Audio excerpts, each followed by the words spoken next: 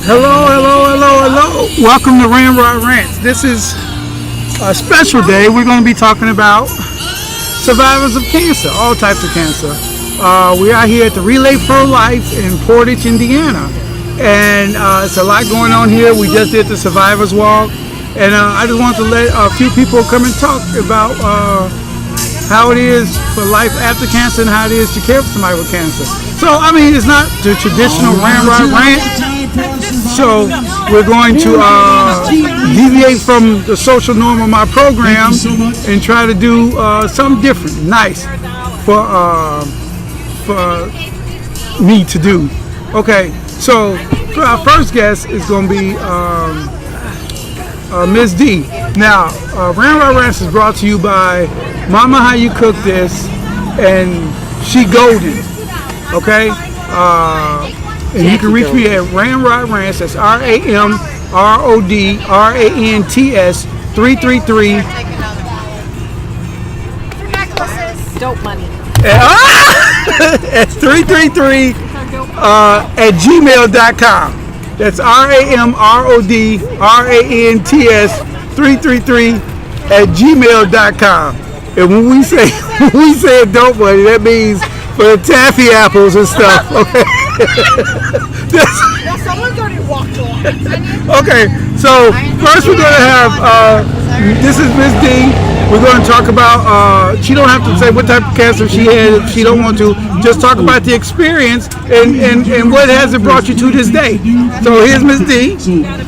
Hi, I'm Miss D, and I don't mind talking about I am a survivor of breast cancer. And one of the things that I can say definitely in the African American culture is we don't discuss and disclose a lot of health issues, which we should, because it leads to our generation and the next generation to not have clear understanding that they need to have early detection, and go to the doctor. I was blessed to get screened early and catch it early, and my experience has taught me patience because of other health issues that I have. It took me almost 2 years just to go through the treatment, and the after effects are still challenging. And everybody needs to understand that, yes, you finished one battle, but then you have a new normal. So things that you may have been able to do and run, walk, jump, whatever, sometimes you're not able to do that afterwards. So, but it's just a learning experience, and it humbles you. It really, really does. I was thankful to have a supportive husband, family, children, community. Everybody stood by me and understood and was very patient with me, which led me to learn how to be patient as well. So it is a humbling experience, and I tell everybody early detection is the key, because my mother did not survive her cancer because of lack of early detection. When she was diagnosed, it was in its final stages, and that was her generation. They believed in healing themselves. They didn't believe in going to the doctor or investigating aches and pains. So, it's just encourage your family members to go get checked, detected. Look, they have them on sale all the time. When you see a coupon, grab it, pass it, and get your family members to the doctor. Okay, so from this point and from what you had experienced in this amount of time, what was your biggest takeaway from surviving breast cancer and going into remission? Well, my biggest takeaway is learning my new self, learning, appreciating, and being satisfied with my new normal, which I used to be a very energetic person and spontaneous, can do anything, everything, but it was everybody else's help. And now I cannot do that. And it takes me a while or a minute to understand fully my limitations. But I'm always the kind that, there are no limitations. But secretly, there really is. But my biggest takeaway is just understanding my new normal. Good. Well, that's a good thing. I mean, surviving cancer is incredibly something that's great to do, and it's not as rare as it used to be. Years ago, cancer, it used to be incredibly rare to survive it because Ms. D is right. No one went to the doctor because they're afraid the doctor's going to tell them bad news. But the longer you wait, the worse the news is going to get. Early detection is the key. And I just like to thank Ms. D for coming. And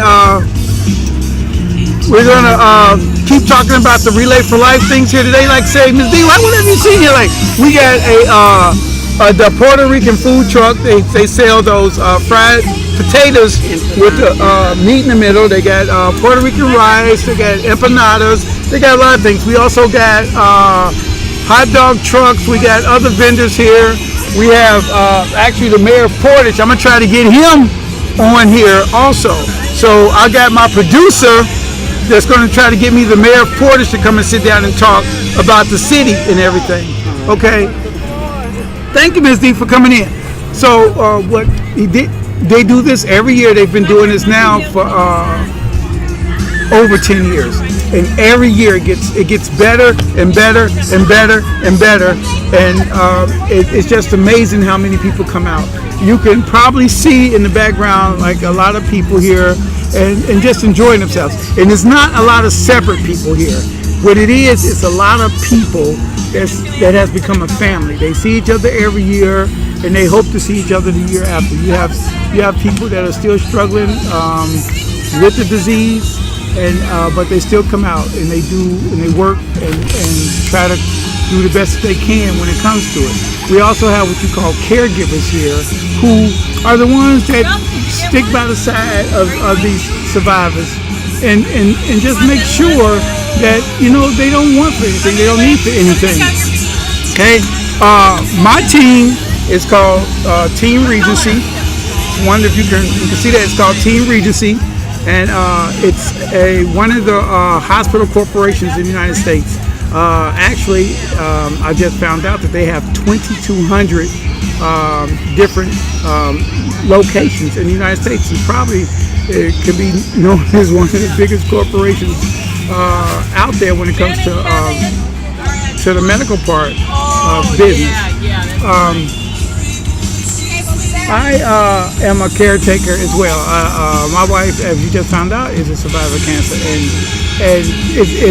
the thing about it is that the way you noticed it is that there was a bump under her arm. It wasn't even the breast; it was a bump under the arm. So we took her in, and they found it and found the lumps in the breast. So I mean, caretakers are very important. Like I have one that's standing right here. Jessica. I have Jessica here, she's a caretaker for her dad. She's a really nice lady, and she's gonna come over, and she is a caretaker, and I just like for somebody that's a caretaker to give what it's like to care for somebody with cancer, and how do you help them cope with the issues that they're having. This is Jessica. I think the biggest thing for being a caregiver, at least for me, taking care of both my parents, it's just an honor to be able to take care of them and make sure all of their needs are met. But the biggest thing is control. They've got to have control, have say. And as a nurse, I want to take over and tell them what needs to be done, but they have to step back. So I think you need to make sure that person has control and you show compassion and that it's not a burden. You're going to be tired, you're going to have frustrating moments, and they need to know that. But I just kept the mindset of it's just an honor to be able to do that and a blessing. Yeah, and that's what some people don't realize, is that you still have to let them be in control. Because once they lose that control, they lose that will. You don't want them to lose that will. So that's pretty good. So out of the whole situation, and I know you had some difficult times, what was your takeaway? What was your takeaway from it? It's a lot harder than you think it is, and I say that because as a nurse, I've always worked like critical care areas, and I've always helped families with grieving or go to hospice. But to actually be that frontline caregiver for end of life, and that was my dad's choice.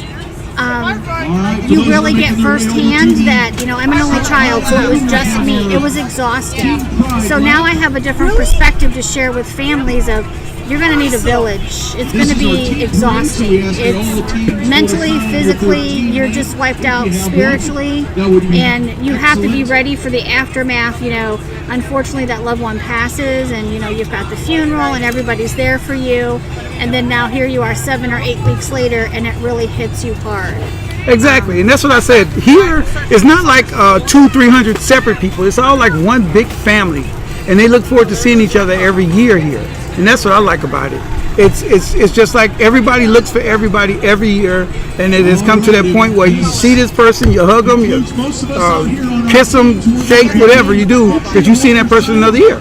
So that's the good part about it. It is. And it's always a good part. It's a cancer. It's a horrible thing, but it's not as bad as it used to be because we have a lot more survivors. And that's a good thing. Well, I'd like to thank you, Jessica. Thank you, Brad. So I love doing this. Like I said, this is something different that I wanted to do instead of my normal rants because I really believe in cancer treatments. I believe in the donations for cancer. I believe in giving the Cancer Society, American Breast Cancer Society. It's amazing how much they helped. They helped my wife. Cancer treatment is not cheap. It's not cheap at all. And they help.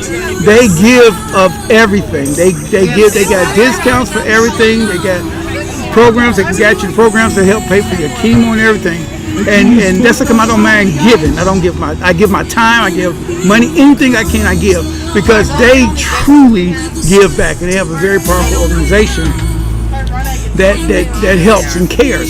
They actually care. There's not a lot of organizations out there that care, but the American Cancer Association and the Breast Cancer Association, they really care, and I love it. I just love everything about it.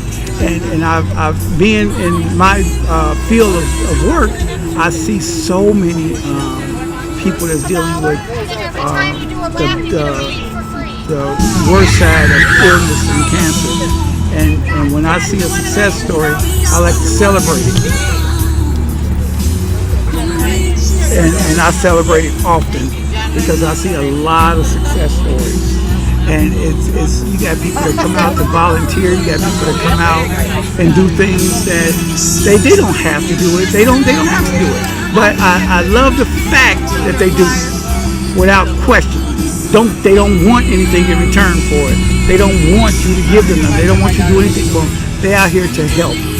They're out here to do what they can because they believe in it also. And a lot of healthcare workers and a lot of people that deal with sick individuals and patients, it's amazing. They come out with their families, they come out with their friends, spouses. It's just great, and I love everything about it. And it's just to look around at all of these people here, you have to just marvel at it because there's so much going on. It's hard to keep up with it. The wind out here is pretty bad, so you're gonna pick up some feedback or the audio, but it's great. I mean, but still, I'm still gonna try to get the mayor out here to talk to him. If my producer can get him out here. Let me see if turn this gain up a little bit. Okay. I can hear a lot of stuff now. You see how loud the music has gotten in the background? They still walking around the track. It's just amazing. You see people walking around with walkers and canes, and they running around in wheelchairs. It's just also inspiring. To just see people that for all intents and purposes just sat down and gave up, but they didn't, and they won't, and they will not give up. It's just amazing, and the lives it affects. their loved ones, their children, their grandchildren, all these lives are affected by this one person. So they can't let these people see them just give up. And if they just give up, then what kind of legacy are they leaving? No, they want to teach. You fight for every breath that you want, and just keep it going. Because it may be hard, but in the end, it'll be worth it. I'm going to try to get another guest speaker over here. It's pretty cool that everybody want to come over. I gotta just make sure get the right person over here to speak. There's a lot of snacks out here. I'm trying to stay away from them because they got so many sweet snacks out here. I just really want to get them, but my diabetic butt better not get nothing.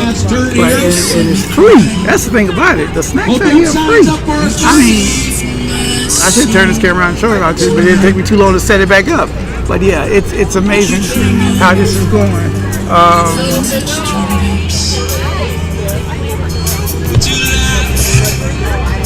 Next one up is going to be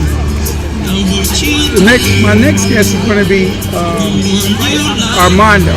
Just trying to get his attention. Our Team Pride lappers out there, making their way to this year. He's dealing with his father is dealing with something right now, and he is his caregiver, his caretaker, and him and his dad are real close. And so I like the males. You know, everybody always hearing the female side, but I want to hear the male's version.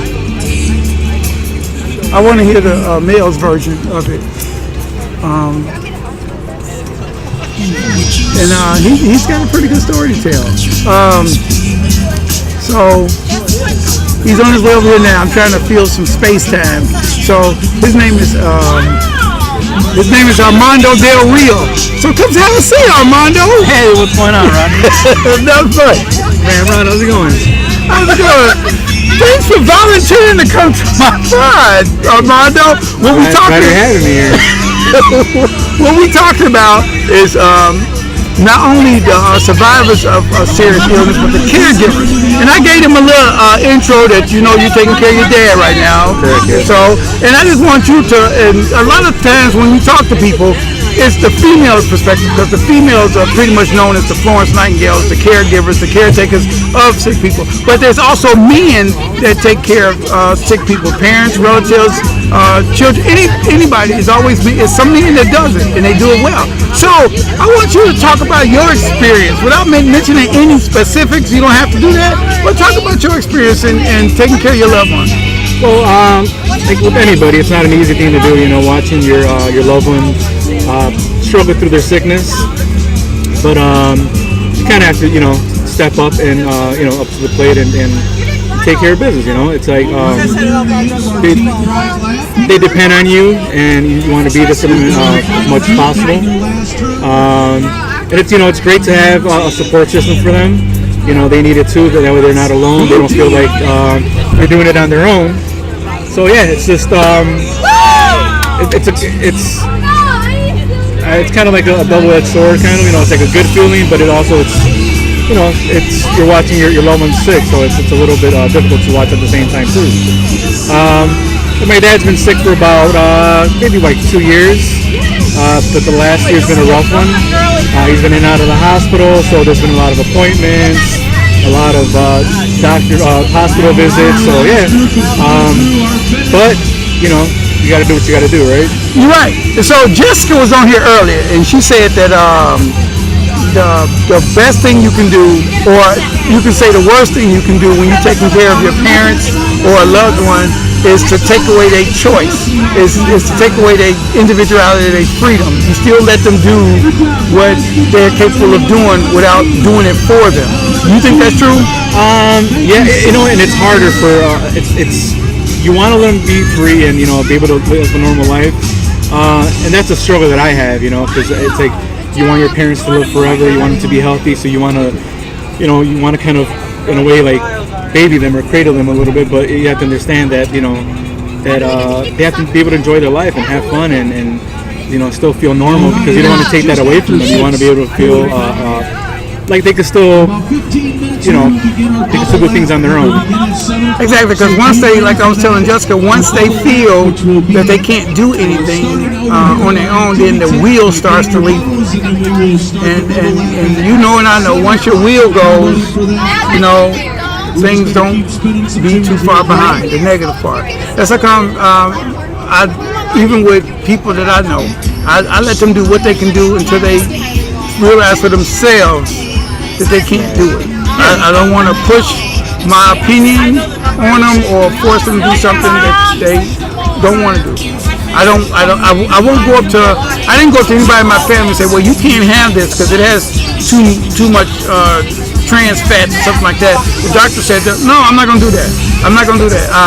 I want them to enjoy what they have. I want them to enjoy every minute because that's what I want. I want to remember them smiling, not yelling at me because I didn't let them eat a hot dog when they wanted a hot dog. I don't want to remember that. That's not something I want to remember. Yeah, I agree with that. You know, you want to be able to watch them just be happy and be themselves for as long as possible.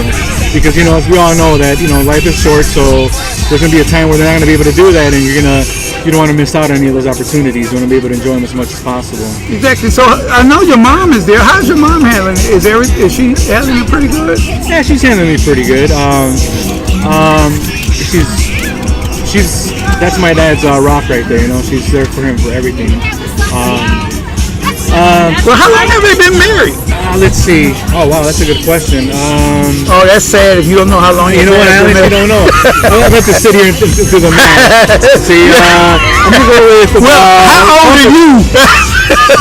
Me, I'm a young 38, so it's been close to 50 years that they've been married already. Wow, yep. 50 years. 50 years. Yeah, it's a long time, but you know, they had their ups and downs, but for some reason, like right now, they're at their strongest part of their marriage, I believe.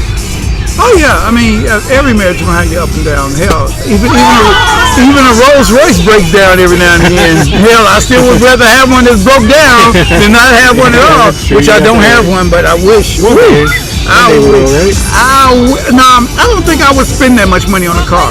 Because if you notice now, even the Bentleys or the Phantoms and everything, they still have a basic design now. It's not like they have a different design every other car. No, it's just, you know, I mean, you were a toy, that's it every year. Exactly. So you got the latest model, but yeah, same thing. Exactly. Just like Puma gym shoes and Nike gym shoes, they both keep your feet dry when you walk through a puddle. But one of them is a couple $100 more than the other one. That's what I'm saying. So what do you think about this Relay for Life going on right now? How do you like that? It's great. I love watching everybody participate and get involved and help the community and the people that suffer through cancer or are dealing with cancer at the moment. It's just great to see that everybody's being real supportive and taking part of it. It's great.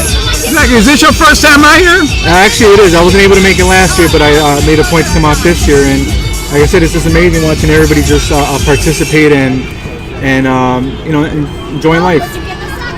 Good. So what else? What else can we talk about while waiting on my next guest to show up? Who you got between Toronto and Golden State? Ooh, what are they? They're 2-1, right? Toronto. 2-1, yeah. You know, watching the Warriors win it's like watching a rerun. Yeah, but I mean, I love the Warriors. I do. I love Steph Curry. I love his ethics. I love his morality. I love it. I love Toronto right now. I do. I love Toronto's team. They got an amazing team. But me, myself, if Toronto wasn't in Canada, I know Toronto, I cannot root for an un-American team. Toronto is more about pride than I need the USA to beat Canada. Now, no matter what team it was, I would have still rooted for a USA-based team. I know everybody on Toronto's team pretty much is a United States citizen. But I don't want the NBA title over in Canada. And I know it's just across the border. You can walk over there from some states. But I just want it to be in the United States. Yeah, I never really thought about it that way. I just thought, you know, I wanted to root for the underdog, which is the Raptors. I think it's time for a new team to take the championship. No. It won't be for that long. Come on, Toronto's not going to be that strong for them. Golden State should lose by it should resolve by their own volition. It should resolve like the Bulls did. The Bulls won 6, and then it just faded out. That's what the Golden State should do. They got one more in them, I think. Just one. They do. I agree. One. That's it. Because after this, I think they're done. Because Kevin Durant, he was a back injury waiting to happen. You got Klay Thompson. I don't even know how he got hurt. At the end of the game, was he hurt? You know, I didn't even get to see that. I watched the whole second game, and he was balling. So something must have happened close to the end of the game because I didn't even see him get hurt. No, you know, I didn't really read into that or look into that much. But I know there's big talks about KD going to New York. Oh, I hope not. Yeah, I've heard some rumors that he brought some property out there, so those are the small signs that they start showing up. Yeah, but he still got to invest in real estate. He's so rich. No, yeah, definitely. And obviously, New York is one of the biggest real estate investments you can make out there. Some of the best investments you can make. Unless you invested in Trump Tower Hotel and apartment, because that's losing money like it's bleeding. It's like it's hemorrhaging. Oh, yeah. He's going to pretty soon sell the naming rights to his building. Yeah, because I think that's what it was pretty much. And it's going to be Red Lobster Towers pretty soon or something. Come here and get free French fries when you get an apartment. Exactly. Yeah, so I do not know where my next. I'm trying to get the mayor of Portage over here. That's what my producer's supposed to be going to do. Oh, okay. But I'm not sure if she wants to do that. I don't see him. I'm trying to find another survivor. Want to talk to a survivor? There's one right there in the middle. That's right. Well, while we're waiting on the mayor, we're going to talk to Jenny Thompson. Okay? So, she's on her way over here right now. We're going to bring her over and we're going to talk to her. Because not only is she a survivor, but she's also a caretaker. Yes, she is. Yeah. She takes care of her father, Yeah. who also suffered from cancer and is dealing with cancer at the moment now. So yeah, she's a big part of his life. Okay, what did she do? Duck out? No, I can go get her if you want me to.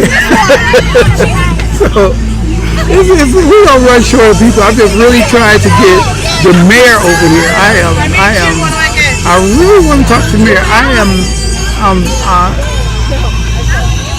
It's known that I'm very political at times, but this is not one of those days to be political. This is a really great thing he's doing for the city. And I'm just wondering if he would come over and talk to me. And so, and if he does, I'll be impressed. If he don't, at least we try. Okay? So, like I said, he's the mayor of Portage, Indiana, but we're waiting on him. But right now, we got Jenny Thompson, who's not only a survivor, but she's also a caretaker. So we're gonna get her views on a lot of things. Hey, Jenny! Hi. Hi, this is Jenny Thompson. Hi. And not only, like I said, she's a survivor, she's also a caregiver to a cancer patient. And we just wanted your views on, because that's kind of a double-edged sword, like Armando was saying. Not only are you a survivor and you have to be taken care of, now you're a caretaker of a cancer patient. Yeah. So how does that go? It's difficult, actually. All right, you know what Being a survivor, you know, like I'm a double survivor, actually. I'm a survivor of 2 tumors that were benign, and then I'm a survivor of cancer twice. And then being a caretaker is probably harder, I think, emotionally than being a survivor. When I've had cancer and dealt with it, I actually cared more about my family and worried about them more than I worried about myself because my kids were little at the time. Being a caretaker and having that responsibility on me, having to move in with my father at the time, and again, I was worried about my daughter. She had to move in at the time with us. So uprooting her, that was hard. It's hard to be a caretaker. I think I give a lot of respect to people who take care of their families and their loved ones, like you know, with your wife. So It's hard. It's hard. I give a lot of props for people that do the 24-hour care. I had to take FMLA and do 24-hour care. It's not easy. It's not an easy job. So I think it's harder to be a caretaker than it is to actually be a survivor. Yeah, I'm thinking so too, because you know when they can't do for themselves, we do. Right. And I was telling Armando and Jessica, they had a good point. Jessica was saying that let them do whatever they want to do for themselves. Don't try to take over. And I think that she was absolutely right about that. Well, and then when they don't want to do, you know, like emotionally, that's difficult because at some point they don't want to do treatment. You have to respect that, and you have to honor that. That's their life, that's their decisions, and you have to learn to accept that, whether you agree with it or not. And emotionally, that's difficult. It is, because my wife said if it comes back, she's not going through treatment. So that's a conversation we're going to talk about if it ever happens. Hopefully it don't, but... Well, even myself, I'm already a DNR. Oh. And they don't necessarily agree with that. I know Armando doesn't, my children don't, sometimes my doctors don't, but you know, that's again a personal decision. Yeah. I can agree with that. If I'm going down because of cancer, then, okay, remain. But if I just happen to trip, slip, and fall, you better bring my ass back. I'm sorry. Well, you know what? Like, I'm 43, and I've had more surgical procedures than I have had years alive. So you get to a point when you're like, enough is enough, you know? Yeah. So I kind of get like where, in my instance, it's my father that I've cared for. So I get where my father comes from in being in the position that he is with his stage 4 cancer. You know, like where he gets to enough is enough, and I just want to live, and I want to live the way that I want to live.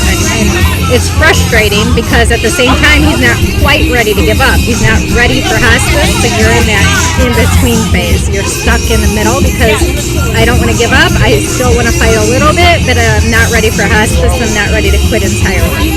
But at the same time, I'm not going to go to the doctor, but have the doctor call in a prescription. So you're stuck, you know? Exactly. So it's difficult. So you have to pick your battles and just love them, support them, and do what you can. Okay, so what I've asked everybody else, what was your big takeaway from being on both sides of the bed, per se? I think that big pharma could do more as far as that goes. My big takeaway is that, you know, and this is a very controversial subject. I think that medicinal, and I'm going to take this maybe in a place that you don't want to go to, but medicinal marijuana, I think, is probably a way of the future. And I agree. I think there's a lot more avenues that can be explored, not only for pain management, but I think that there's other ways that it can be used for patients. There's a lot of benefits for it. So that's my takeaway as a patient and a caretaker. So I've seen the benefits of it. So. Yeah, marijuana treated, used right, is a cure-all for a lot of things. Right. It slows down the advancement of Parkinson's. Correct. And that stops seizures. It does. It has the side effects of cancer. It has the side effects of chemo. It does a lot, but unless they can tax it, and unless Big Pharma can use it to the best of their money grubbing ability, it's not going to happen. It is, and you know, and then that's, you know, like they say, you know, you're in healthcare, you're supposed. No, I don't care. You know, like. Screw the laws, whatever. You know, it's medicinal, it's natural. You can't get better than what can be grown in your own yard. And that's one of the questions I want to ask the mayor. I'm trying to get the mayor over here, but I think he disappeared. But I'm going to find him. and you know, like, and for me personally, I would not do chemo. I think their wife is been involved in chemo. I did gamma knife radiation, but I personally would not do chemo. I've also researched other homeopathic things, like I don't know if you've ever looked into like high dose vitamin C, IV vitamin C. So if I ever was faced with anything like that again, that's something that I'm into alternative therapies. Yeah, because chemo gave my wife hell. Yeah. Not only did she do chemo, she had to do radiation that burnt her skin. Exactly. My dad had to do radiation and chemo. He stopped the chemo, but the radiation has given him radiation pneumonitis, so he has to have a tube and drain his lungs. So that does a lot of damage too. So.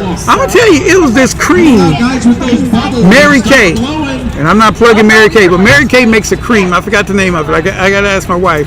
That she was burnt from the radiation, and she used that cream, and it took it away. It took the burn, it cleared the skin up. I mean, it took the pain away, and over a couple weeks, it took the marks away. And I just can't remember the name. My dad's is all internal.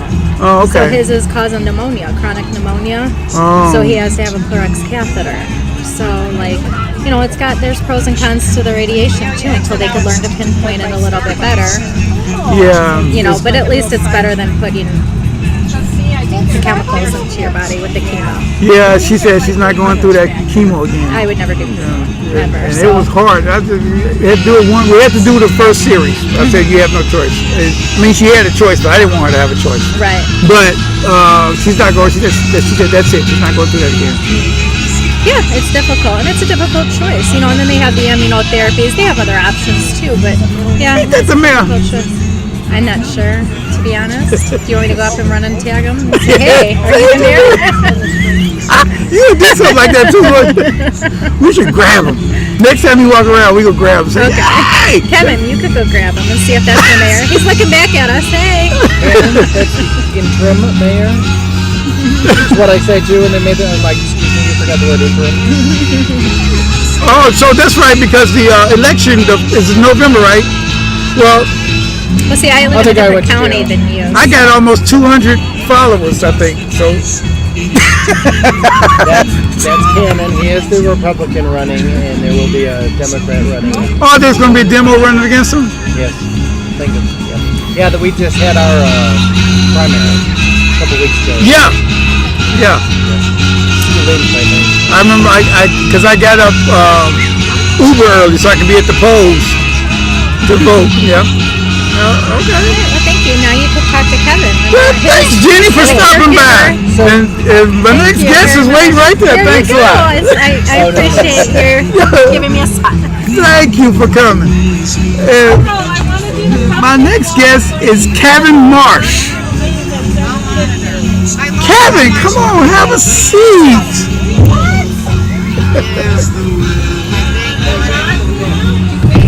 You're going to tell me it was televised. It is televised for your enjoyment. Here's a commercial. Don't forget you can reach me at ramrodrants333@gmail.com. That's RAMRODRANTS333@gmail.com. Also, I'd like to thank my sponsors, Mama How You Cook This, and Chigoden. Chigoden is an internet fashion company that is quickly taken off in the United States. Okay? So this is Kevin Marsh. Actually, he's a co-worker, and he also supports the Relay for Life. And he's very passionate about a couple things. One of them be cooking. He's a chef, too. So I might pick him for some recipes. So, Kevin, what do you think about today? What do you think about the Relay for Life? It's a nice event. I wish there was more participation, but it's a nice event. We were talking to somebody earlier about maybe just having to revamp it a little bit. I know it's their kind of their staple event, but maybe it's been done a lot. So maybe revamping it even on their part, but it is a nice event. I mean, it's a lot of fun. Yeah. I mean, it's a lot of stuff to do. I mean, I brought my son and grandson and nephews out so they can see what it's like to help people, to do stuff for other people and enjoy it. And they're enjoying it. I mean, you got people still walking around the track, and they're going to be doing this until midnight. That's the thing about it, till midnight. So do you have anybody that in your family would...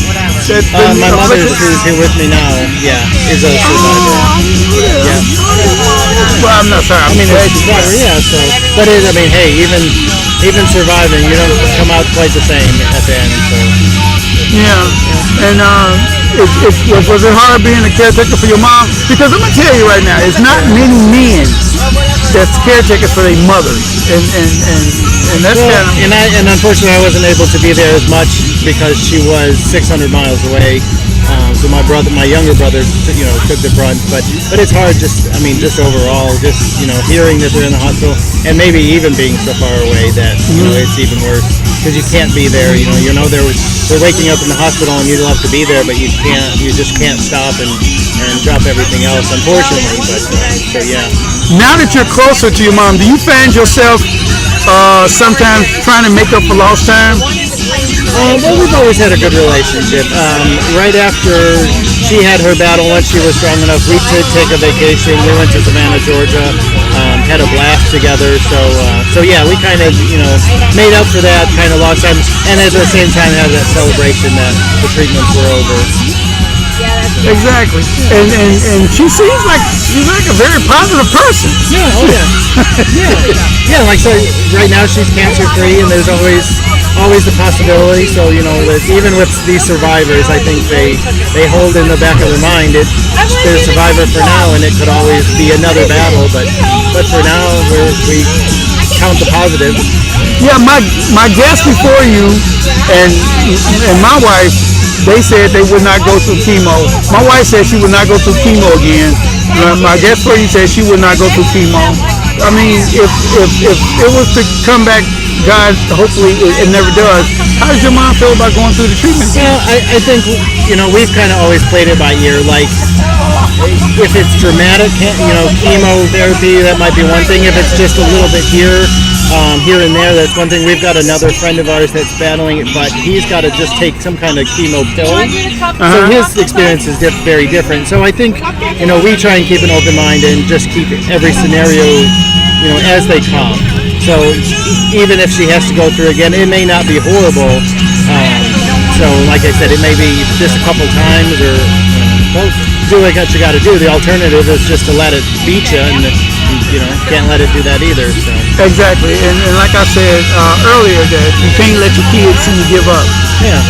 But at the same time, I want to remember my wife or my mom or something like that. I want to remember them smiling. I was saying earlier. Yeah. I don't want them to be mad, sad, or upset at the end. I want them to go out smiling. That's what I want them to do. Go out smiling. Yeah. And I think that's what. And you and I both know that you treat the patient anyway, and that's not just the cancer. So if the treatment's going to be worse on the patient, then yeah, you have to stop the treatment. Exactly. So you got to do what's best for the person. So yeah. Yeah, exactly. Yes, exactly. And just remember the good stuff. That's what I say. Just remember the good stuff. So, yeah. Well, Kevin, thank you. I knew I was gonna get you on my prize. Thanks a lot. Yeah, it's like I said, it's a lot of different views, a lot of different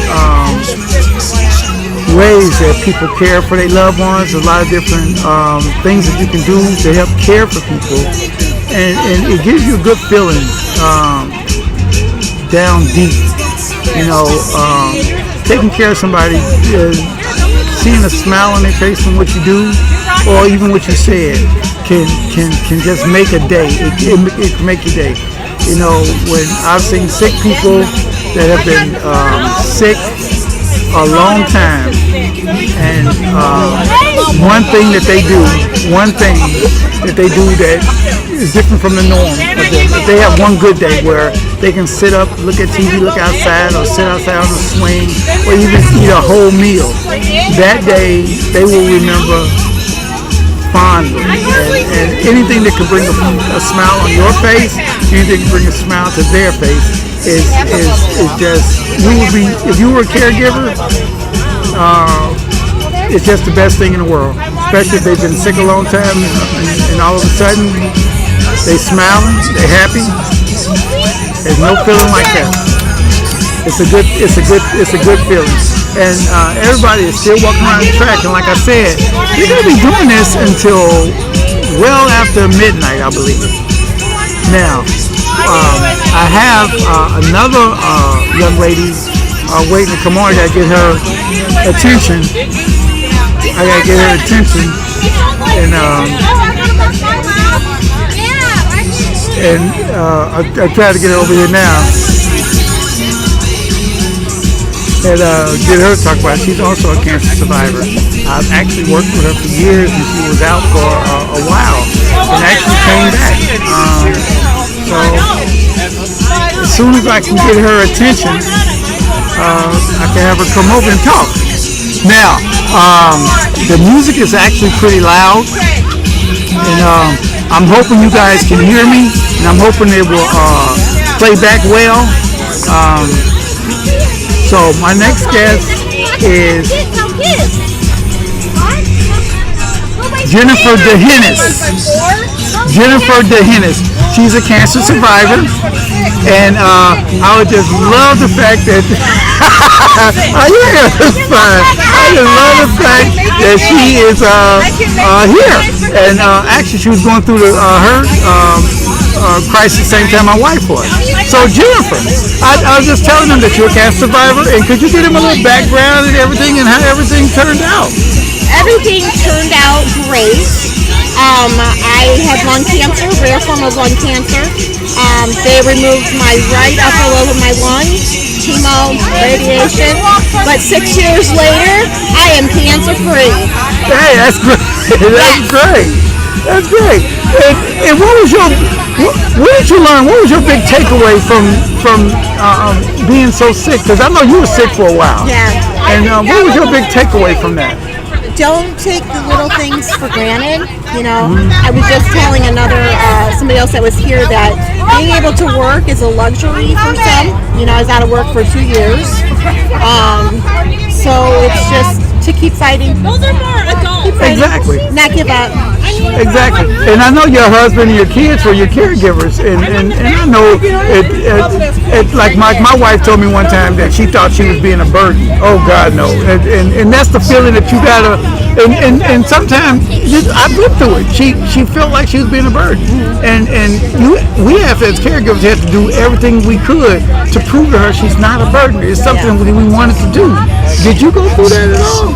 You know, I did, especially with my kids. You know, I'd have to tell Steve some weekends, you know, just take the kids and go bowling or go, you know, miniature golf, because they needed a release too. You know, you got to remember it's not just about the big people, you know, adults, but it affects children profoundly, you know. Exactly. You know, kids, they internalize their suffering. And until you can figure out exactly what's going on, exactly when it's going on, they won't tell you. They won't tell you, well, I'm upset because you're sick, and I'm upset because you can't do this, and I'm upset because I think you may not be around. You know, and that's what my kids were saying. You know, that's what our kids were saying to my wife. You know, I'm mad because you didn't get a chance to enjoy your life. And we said, wait a minute, she ain't gone yet. Slow down. She's doing better. You know, so you have to go through that, and you have to deal with that. But when it all washes out, everything turned out okay, and you're just happy to be healthy again. That's right, and here we are. We are at the relay. Exactly. My wife said one time she has to be the only one that did chemo that gained weight. Oh no, I'm right there with you. Yeah, right there with you. Yeah. So what do you think about the relay? You know what? So far so good. We just had good dinner. Now we're ready to walk and earn some more money for our team, and so hopefully one day nobody has to be scared of the C word. Exactly. And like I said earlier in the podcast, that cancer used to be very scary. It's still scary, but now we have more survivors thanks to the American Cancer Association, the Breast Cancer Association. These people care. These, like I said earlier, these are the people I don't mind giving to. Yeah. Giving money, time, anything, because they care. They use that money for what it's supposed to be used for. Yeah. And you can see what they do. Well, thank you, Jen. Thank you. All right, I'm gonna go now. I'm grabbing everybody to get on here. Everybody that said they would, I'm grabbing them to get on here. It is just great to see these people walk around the track. It is just great to talk to everybody here. I'm just having a ball. Everything is just working out very well. They got games here. They got food. I'm trying to stay away from this food. I gotta say that enough times because I gotta try to stay away from this food because it's summertime and I need my beach body back. And my beach body, well, it looks good to me. May not look good to nobody else, but it looks good to me and my wife. So that's all I'm caring about. I gotta lose 1 or 2 pounds by the end of the month. Okay. And I'm still waiting to see. I'm still waiting to see if the mayor is going to join me. It's not looking too promising. But I got my feelers out.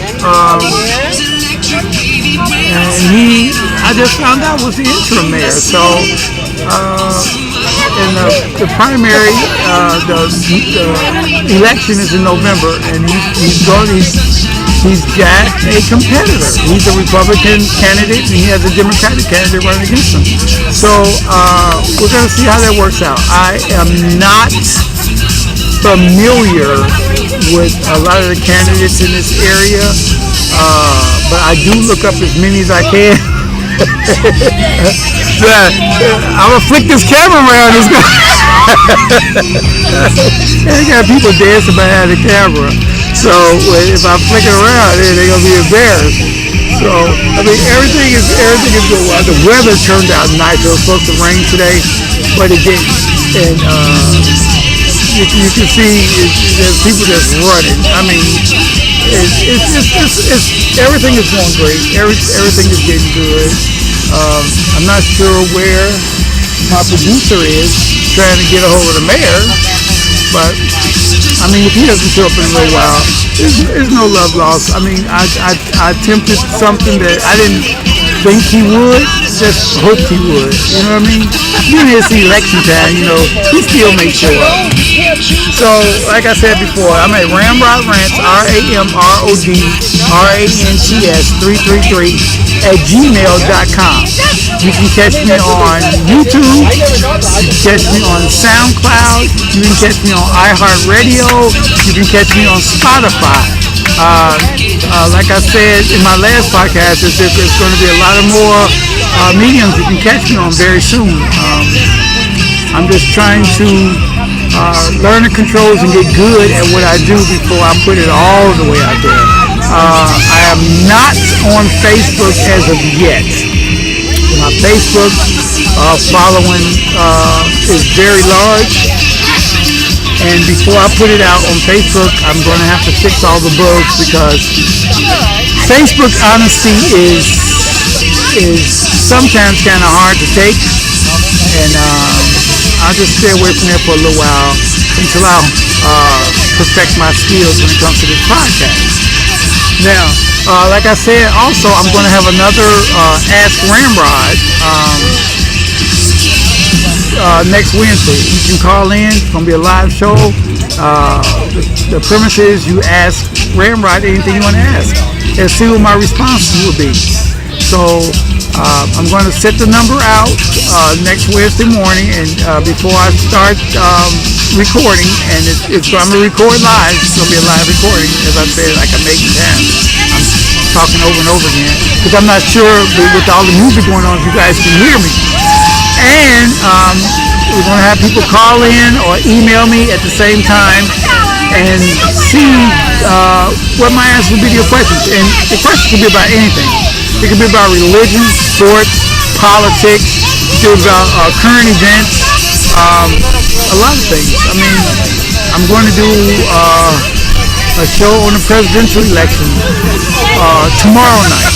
I'm going to do a show on the presidential election. I really don't like talking about politics openly. It's something that I leave to my game room with my friends and family so we can argue, yell, and curse about certain things. But I put it out there. This is supposed to be a stress reliever for me, and so I'm going to talk about politics. I'm not going to tell you my affiliation, but I will tell you what I think about both parties. Actually, now it's all three parties.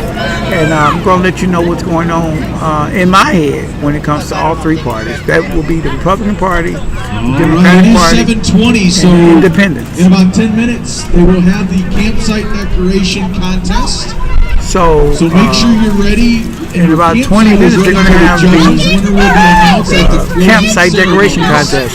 So it's time to punch out cancer. That's going to be hilarious because our campsite is full of sweets. We have chips, we have airheads, we got chocolate out the yin yang, we got hot dogs, hamburgers, we got about 600 taffy apples, gourmet taffy apples. Oh my God. We have the plain ones too. See, like we have the plain ones here. Okay. And we have the gourmet ones. Hey Jen! Hey Jess! Can you pass me a gourmet taffy apple? I'm showing the gourmet one. I'm trying to show what we got over here. So, look, we got. You see these? Oh my God! Look at that! We got a lot of sweets. That's come. I'm trying to stay away from that. That stuff. We got all of that stuff there. Me, and I can't because I can't have sugar. Make sure you get a I can't have bread, I can't have sugar, I can't have chips, but I can have alcohol. But see, the only reason I can still drink a little alcohol is because I stay away from all that other stuff. I'm supposed to stay away from all that other stuff, I'm supposed to stay away from alcohol. But I do drink a little alcohol because I stay away from all that stuff. And I gotta have some type of vice, and I gotta treat myself for being so good when it comes to staying away from carbs and sweets. Sounds good? Although a lot of alcohol is zero carbs, especially when it comes to scotch and vodka. Okay? So, what I'm seeing now is the mayor is not coming over. He's got 4 minutes before I shut down, and hopefully he can come over within those 4 minutes. I don't know. What happened to the mayor? He's supposed to be coming over here.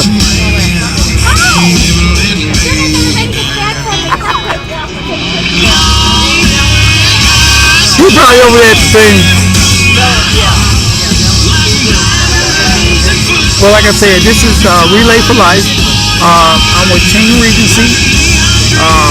We are here to support the fight on cancer. We are here to support our loved ones. We're here to support our friends. And it's just amazing how a lot of people get together and come together to help each other out. And I love each and everything that they do about everything when it comes to cancer, the prevention of cancer, the treatment of cancer, the cure for cancer. I love everything that not only the Cancer Association is doing, but the healthcare workers, the friends, the family, everything. Everybody comes together as one to solve this big problem. And soon, and I believe very soon, we're going to make headway with cancer. What kind of game was that? This one? Oh, I thought I saw you with a string or something. I think the party about to really get started because the music is getting louder and louder. So, being that my producer's back, did you get a hold of the mayor? I couldn't find him. Well, he's walking around the track, babe.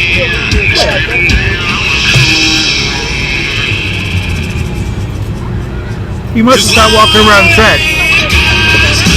Well, thanks for listening. Like I said, Ramrod Rants, RAMROD RANTS 333@gmail.com. I'd like to thank my sponsors, Mama How You Cook This and She Golden.